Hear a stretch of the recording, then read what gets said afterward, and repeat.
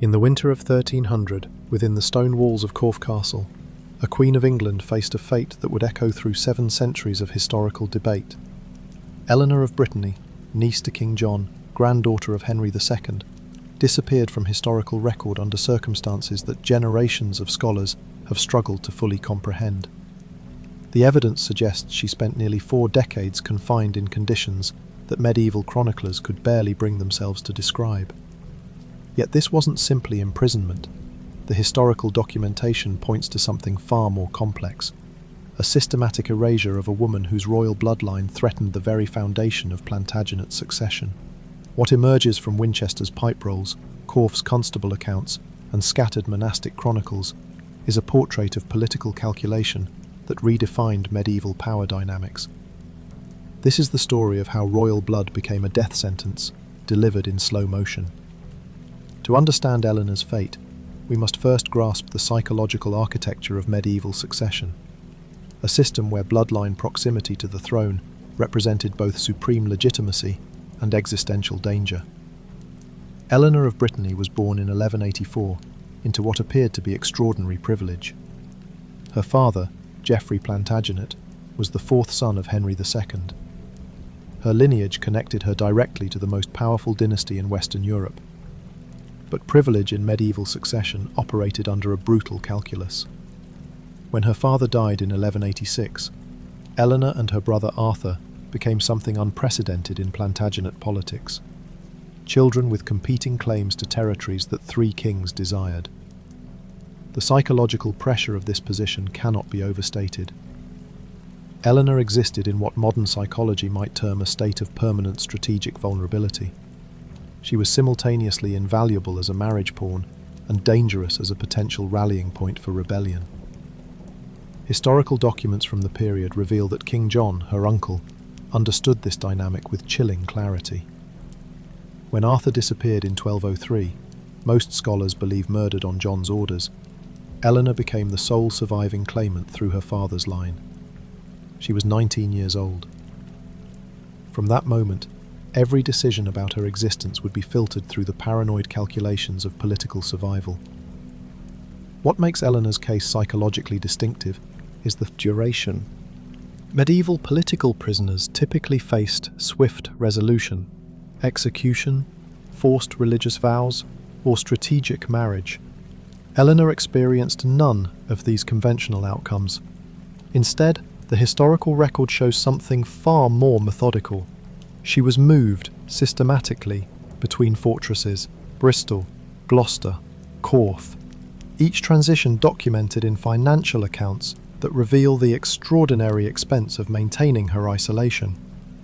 The pipe rolls from 1208 show payments for Eleanor's maintenance at Bristol Castle, clothing, food, and, most tellingly, guards. Not a small guard detail, but a substantial military presence whose sole purpose was containing one woman who held no army, no treasury, no apparent means of escape. Yet John feared her, or more precisely, he feared what she represented, the possibility that her very existence could legitimize opposition to his increasingly unstable reign. This psychological dynamic, the transformation of a person into a symbol so dangerous that their physical freedom becomes unthinkable, represents one of medieval power's most revealing characteristics. Eleanor wasn't imprisoned for what she had done, she was imprisoned for what she might enable others to do. The documentary evidence surrounding Eleanor's confinement presents historians with a remarkable archive, precisely because her captivity was so prolonged that it generated decades of administrative records. The English pipe rolls, those meticulous financial accounts maintained by the Exchequer, provide our most reliable chronology. In 1202, payments appear for Eleanor's maintenance at Bristol Castle, under the custody of Constable Philip of Oldcoats, a knight whose loyalty to John was unquestioned. What these records reveal is not crude imprisonment, but something more psychologically complex. The expenditures show provision for adequate clothing, food consistent with her rank, and even occasional luxuries. Yet accompanying every such entry are corresponding payments for guards, reinforced chambers, and what the accounts delicately term secure accommodation. By 1214, Eleanor had been transferred to Corfe Castle in Dorset, a fortress whose isolated position on a limestone hill made escape virtually impossible without external military support. Corfe's constable accounts from this period show a fascinating detail. The castle maintained separate household arrangements for Eleanor, suggesting not a dungeon in the popular imagination, but chambers within the castle complex where she lived under constant observation. Matthew Paris, the chronicler of St Albans, writing several decades after Eleanor's death, provides our most detailed narrative account. His description, while coloured by hindsight and monastic perspective, suggests conditions he characterised as perpetual imprisonment that lasted from youth to old age. Paris's language is significant. He doesn't describe torture or deliberate cruelty in the conventional sense. Instead, he emphasises duration and isolation, the psychological architecture of Eleanor's confinement, rather than its physical brutality. The historical evidence becomes more fragmentary but more revealing after John's death in 1216. His son, Henry III, inherited not just a kingdom, but the complex problem of Eleanor's continued existence. She was now in her 30s, past the age when marriage could serve as a convenient diplomatic solution, yet Henry continued her confinement without apparent hesitation, suggesting that the threat she represented transcended any individual monarch's paranoia. The Winchester records from 1220 show increased expenditure for Eleanor's maintenance, including payments for a personal servant, evidence that her conditions may have modestly improved under Henry's reign, yet the fundamental structure of her captivity remained unchanged. What makes this evidence particularly compelling is its bureaucratic mundanity. These aren't dramatic chronicles of royal intrigue, but accounting records concerned with costs and logistics.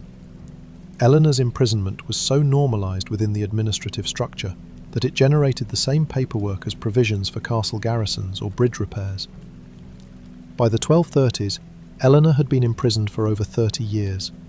The original political calculations that justified her confinement, the threat she posed to John's succession, had long since dissolved into irrelevance.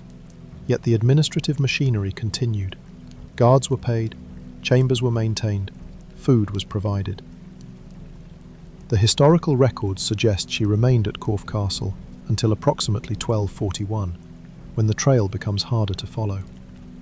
Some accounts place her death in that year, others as late as 1244. The uncertainty itself is revealing. By the end, Eleanor had become so thoroughly removed from public consciousness that her death barely registered in contemporary chronicles. The chapel records at Amesbury Abbey suggest she may have been buried there, though without the elaborate memorial one might expect for a woman of her bloodline. What this evidence collectively demonstrates is a form of political elimination that operated through time rather than violence, the transformation of a potential threat into a forgotten footnote through the simple mechanism of perpetual isolation. Eleanor's case forces us to reconsider fundamental assumptions about how medieval power operated, particularly the mechanisms by which threats were neutralized without generating the political complications that execution typically produced. In the conventional narrative of medieval succession, we encounter two primary models of elimination: swift execution, as likely befell her brother Arthur, or forced religious enclosure, where noble women were effectively erased through monastic vows that removed them from secular politics. Eleanor's fate represents a third mechanism, what we might term perpetual deferral. She was never executed because execution would have acknowledged her significance and potentially created martyrdom. She was never forced into religious orders because such formal status would have granted her institutional protection and public identity. Instead, she simply continued to exist in a state of administrative suspension, maintained, monitored, but fundamentally removed from the political calculations of succession. This approach reveals sophisticated understanding of how power operates through visibility and narrative. By keeping Eleanor alive but invisible, the Plantagenet kings achieved something execution could never accomplish. They made her irrelevant without making her a symbol. The psychological dimensions of this strategy become clearer when we examine parallel cases. Empress Matilda's daughter-in-law, Constance of Brittany, faced similar circumstances after Geoffrey's death. Yet Constance maintained political agency through strategic marriages and alliances until her death in 1201. The critical difference was timing and circumstance. Constance died before becoming inconvenient. Eleanor's prolonged confinement also illuminates the gender dynamics of medieval succession. Male claimants posed immediate military threats and typically faced swift resolution. Female claimants presented more complex challenges, dangerous primarily through marriage alliances that could legitimize rival factions. By maintaining Eleanor in perpetual isolation past her marriageable years, the Plantagenet strategy essentially waited out the biological timeline that made her dangerous. Once she reached her 40s without producing heirs, the succession threat she represented gradually diminished to theoretical abstraction. Yet this raises a profound question about medieval political psychology. Why continue her confinement for decades after the original threat had dissipated? The answer lies in what institutional theorists might call path dependency. Once a system for containing Eleanor was established, dismantling it became more complicated than maintaining it. Release would require explanation, justification, and most dangerously, acknowledgement that her imprisonment had been necessary in the first place. The financial records support this interpretation. Eleanor's maintenance costs remained remarkably consistent across decades and regime changes, suggesting her confinement had become embedded in administrative routine rather than requiring active royal attention with each accounting cycle. This normalization of exceptional circumstances represents one of medieval power's most effective mechanisms. Extraordinary measures, maintained long enough, transform into ordinary procedures that continue through institutional momentum rather than conscious policy. Eleanor's case also reveals the psychological toll that succession proximity imposed on medieval nobility. Historical evidence suggests she lived in reasonable material comfort, adequate food, appropriate clothing, even servants in her later years. Yet material provision cannot substitute for agency, purpose, or human connection beyond custodial relationships. The absence of personal correspondence or documented visits from family members suggests an isolation more complete than physical confinement alone. Eleanor existed in a state of social death while remaining biologically alive, maintained but not engaged with, provided for but not acknowledged. Modern historians studying long-term incarceration recognize patterns Eleanor's experience foreshadowed. The psychological deterioration that accompanies decades of confinement, regardless of material conditions. The institutional dynamics that perpetuate imprisonment beyond its original justification, and the capacity of administrative systems to normalize extraordinary circumstances through bureaucratic routine. What remains most haunting is the silence. Eleanor left no writings, no recorded statements, no personal artifacts that survived medieval record-keeping. Her erasure was so thorough that historians debate basic facts about her later life: where precisely she was held, what conditions she endured, even the exact year of her death. This uncertainty itself represents the ultimate success of the strategy employed against her: elimination through obscurity rather than martyrdom through violence. Eleanor of Brittany's story compels us to reconsider what we understand about power's most effective mechanisms, not the spectacular violence of public execution, but the quiet persistence of administrative erasure. Her 40-year confinement represents a form of political elimination that medieval authorities refined to remarkable sophistication. It required no justification to Parliament, generated no martyrdom narratives, and created no succession crises. It simply continued, year after year, until the woman at its centre ceased to matter even to those who might once have championed her cause. This pattern reveals itself throughout medieval history when we know where to look. Valoran of Moulan, imprisoned for 16 years under Stephen. Robert Curthose, held for 28 years by his brother Henry I. Each case demonstrates that medieval power understood something fundamental.